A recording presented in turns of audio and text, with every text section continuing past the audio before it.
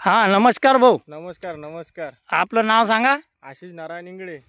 हां mobile number सांगा. 90 22 26 71 15. बरं. तर आता हे तुमच्या हाती हे RPH 76 ऑर्गॅनिक प्रोडक्ट धन्वंतरी कंपनीचे आहे.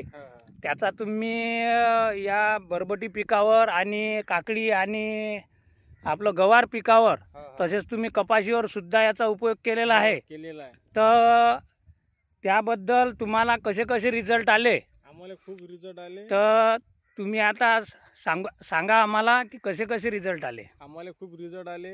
हिरवटपणा खूप आहे. हा वाण चांगलं पिकते. हा वाण चांगलं दिसते. हिरवटपणा खूप आहे. हा फुलाची संख्या खूप काकट आहे. हा आणि शेंडे पण आता आहेत, हिरवे पण आहेत. हा तर आता तुम्ही हे बरबटीच्या पिकात उभे आहे.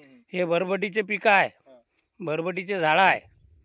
हे पहा बघू शकता आपण या झाडाची फुलाची संख्या आणि अशी हिरवी गच्चपणा धरलेला आहे आणि शेंड्याची क्वालिटी वाढ त्याची जबरदस्त प्रमाणे आपल्याला पाहायला मिळत आहे.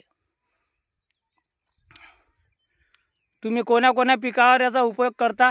आम्ही गवार, बरबटी, वायक, पराठी असं तुरीवर सुद्धा तुम्ही मारलेला आहे.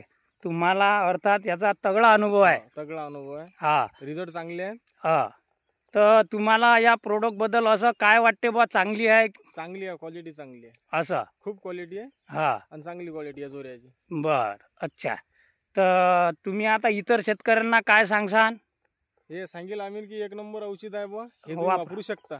इतर शेतकऱ्यांनी वापरायला पाहिजे. अच्छा चांगले. हा ठीक आहे. तर हे माहिती तुम्हाला कोण दिली?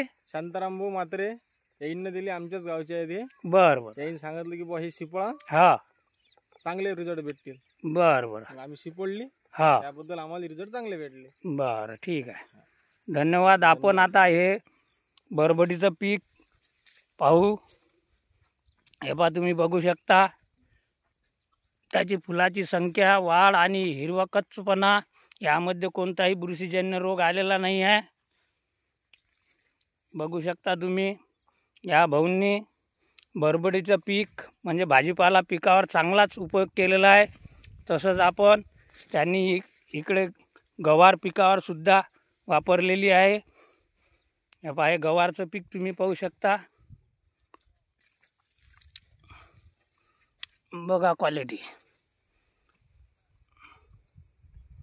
अशा प्रकारे जैविक धन्वंतरी कंपनीचे RPH 76, इम्युनारिच, मायकोरिच अशा प्रकारे प्रोडक्ट या शेतकऱ्यांनी या क्षेत्रावर शिपडलेले आहेत.